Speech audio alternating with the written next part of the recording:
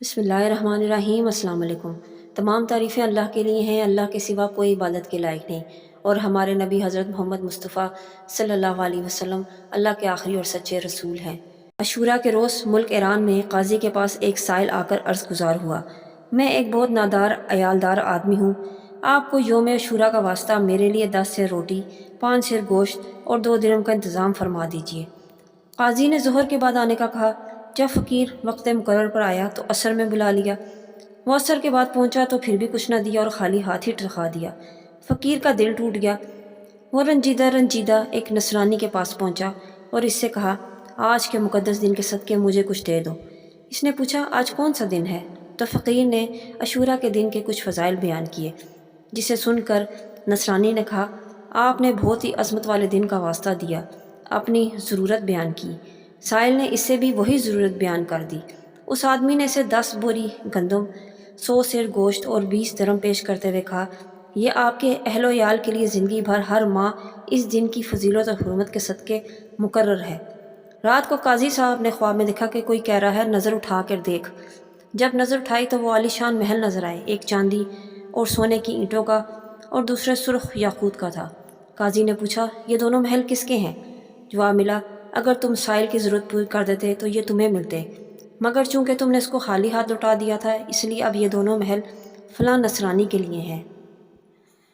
قاضی صاحب بیدار ہوئے تو بہت پریشان تھے۔ صبح ہوتے ہی وہ نصرانی کے پاس گئے اور اس سے دریافت کیا کہ کل تم نے کون سی نیکی کی ہے؟ اس نے پوچھا، آپ کو کیسے علم ہوا؟ قاضی صاحب نے اپنے خواب سنایا اور پیشکش کی کہ مجھ سے 1,00,000 درہم لے لو اور کل کی نیکی مجھے بیچ دو۔ نصرانی نے کہا، میں روئے زمین کی ساری دولت لے کر بھی اسے فروخت نہیں کروں گا، اللہ پاک کی رحمت و عنایت بہت خوب ہے۔ یہ کہنے کے بعد وہ کلمہ پڑھ کر مسلمان ہو گیا۔ سبحان اللہ۔ تو میرے عزیز بہنوں اور بھائیوں، اس حقائق سے معلوم ہوتا ہے کہ یہ واقعی یہ مبارک ماہ ہے، یہ بہت عظمت والا ہے، شان اور مرتبے والا ہے۔ آج کی اس ویڈیو میں آپ کو 9ویں محرم اور 10ویں محرم کے کرنے والے دن کے وظائف بتاؤں گی، تو چلتے ہیں اپنے وظائف کی طرف۔ عاشورہ کی رات یعنی 9ویں محرم کی رات کو بعد نماز عشاء 8 رکعت نماز اور 2 رکعت کر کے پڑھیں۔ ہر رکعت میں سورہ فاتحہ کے بعد سورہ اخلاص 25 بار پڑھیں۔ سلام پھیرنے کے بعد درود شریف 70 مرتبہ اور استغفار 70 مرتبہ پڑھ کر مغفرت کے لیے دعا مانگیں۔ اللہ رب العزت اس نماز پڑھنے والے کی قبر روشن کر کے عذاب کفر سے محفوظ رکھے گا اور بروز حشر اسے مغفرت عطا ہوگی۔ شب عاشورہ یعنی 9ویں محرم کی رات کو عشاء کی نماز کے بعد 4 رکعت نماز 2 رکعت کر کے پڑھیں۔ ہر رکعت میں سورہ فاتحہ کے بعد سورہ اخلاص 5 بار پڑھیں۔ یہ نماز بخشش گناہ کے لیے افضل ہے۔ پروردگار عالم اس نماز پڑھنے والے کے تمام گناہ معاف فرمائے گا اور مغفرت فرمائے گا۔ اب آپ نوٹ کر لیں کہ 10ویں محرم کو آپ نے کون سے وظائف کرنے ہیں۔ عاشورہ کے دن یعنی 10ویں محرم کے دن نماز ظہر سے پہلے غسل کر کے ایک سلام کے ساتھ 4 رکعت نماز پڑھیں۔ پہلی رکعت میں سورہ فاتحہ کے بعد سورہ بینہ 1 بار، سورہ کافرون 1 بار اور دوسری رکعت میں سورہ فاتحہ پڑھنے کے بعد سورہ بینہ 2 دفعہ اور سورہ اخلاص 1 بار پڑھیں۔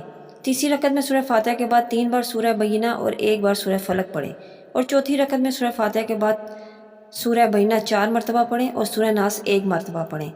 سلام پھیر کر 3 بار درود شریف، 3 بار استغفار، 1 بار سورہ فاتحہ، 3 بار سورہ اخلاص پڑھ کر سجدے میں جا کر 3 بار کلمہ تمجید پڑھیں۔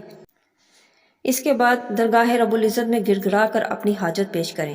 انشاءاللہ دین و دنیا کی ہر دعا قبول ہوگی۔ اب کرنے والا عاشورہ کے دن دوسرا وظیفہ نوٹ کر لیں۔ عاشورہ کے دن 4 رکعت نماز ظہر کی نماز کے بعد پڑھیں اور ہر رکعت میں سورہ فاتحہ پڑھنے کے بعد 1 بار سورہ زلزال اور 1 بار سورہ کافرون اور 1 بار سورہ اخلاص پڑھیں۔